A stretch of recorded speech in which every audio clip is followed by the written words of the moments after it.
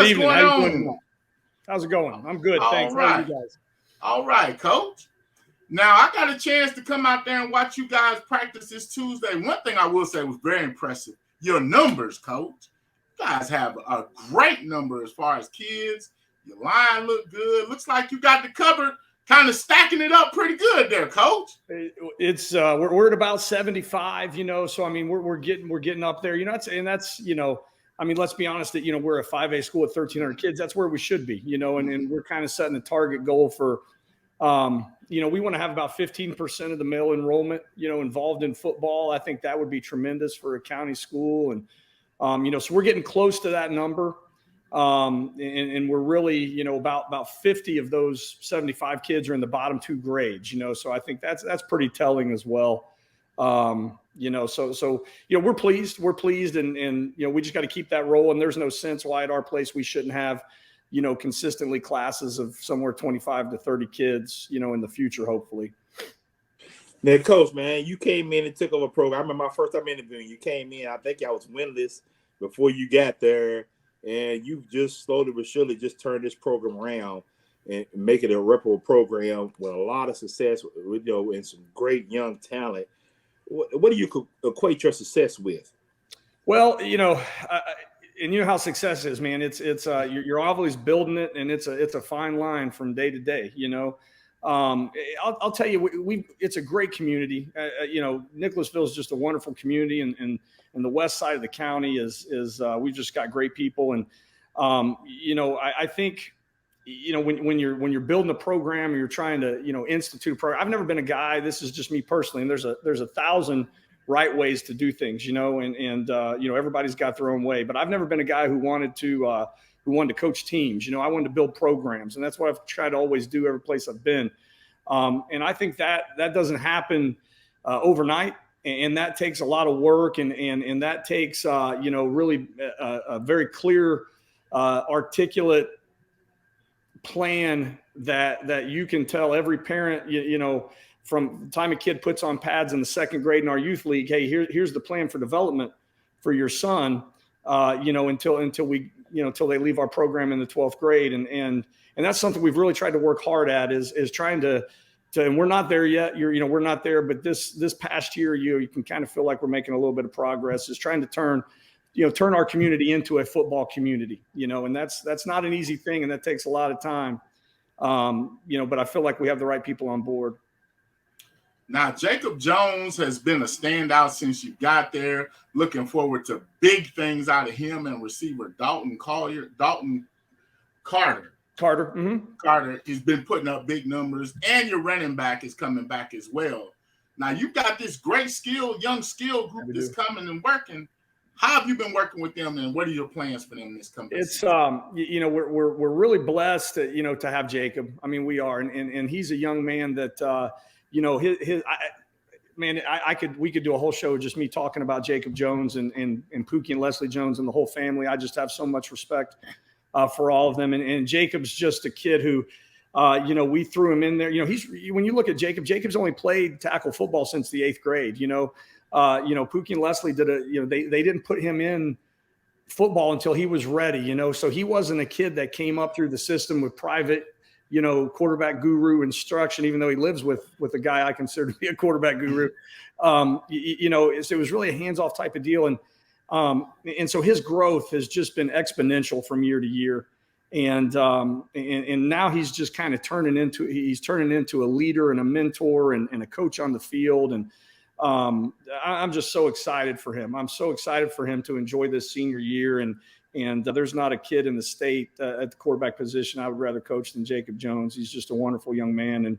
And there's a lot of great football left in that kid's future too. I mean, that growth is going to be, it's going to continue to go when he gets to the next level, wherever that might be. But we've got a lot of skilled kids back. Dalton Carter was a kid who started as a sophomore as well and had about 600 yards receiving as a sophomore. And Bryce Chestnut's back as a junior. He was, 900 and some odd yards last year as a sophomore at running back, So, we look at this team as a team that shouldn't, we should be able to score points. We should be able to score points, and we're going to be disappointed, I think, at times if we don't.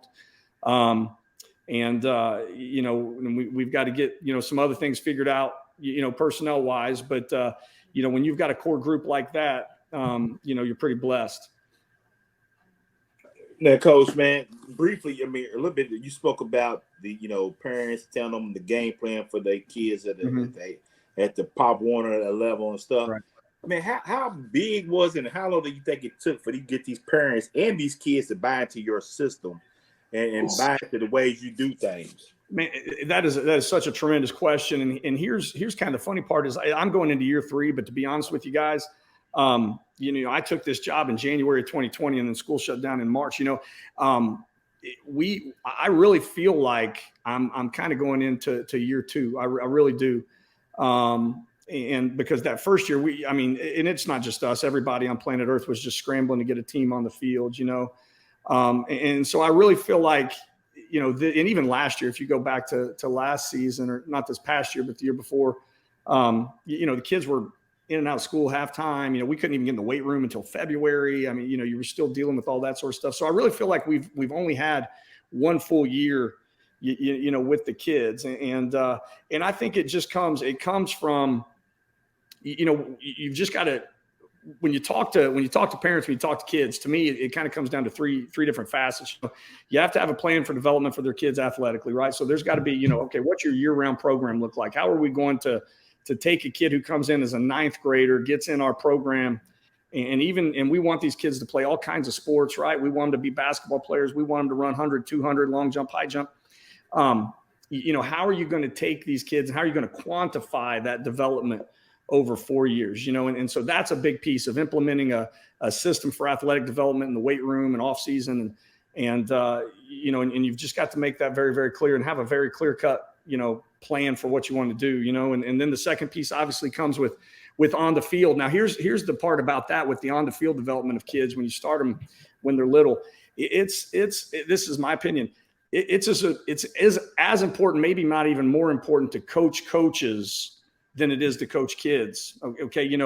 When that kid gets in our youth league, I want our youth league coaches, they don't have to do things exactly the same way, but we want to have that open lines of communication. We want those youth league coaches to feel like they're a part of our staff, and not a separate entity altogether. We want them to, without being overbearing to them, but we want to, when a kid starts playing football in the 2nd or 3rd grade and, hey, dad is coaching and dad doesn't have any idea what he's doing, let's face it, that's what happens a lot, right?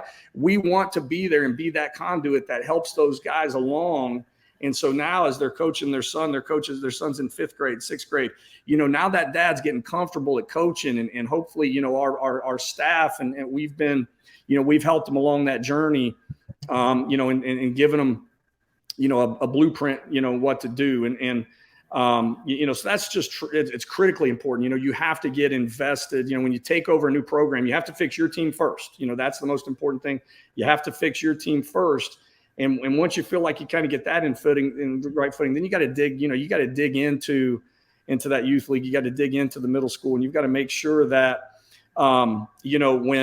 when a kid puts on pads for the first time to when they take them off for the last time, that message is consistent. That message is consistent because 99% of the kids that you're going to coach are going to be developmental in nature. They're not going to be the top end of your roster. Most of your roster is going to be that developmental kid.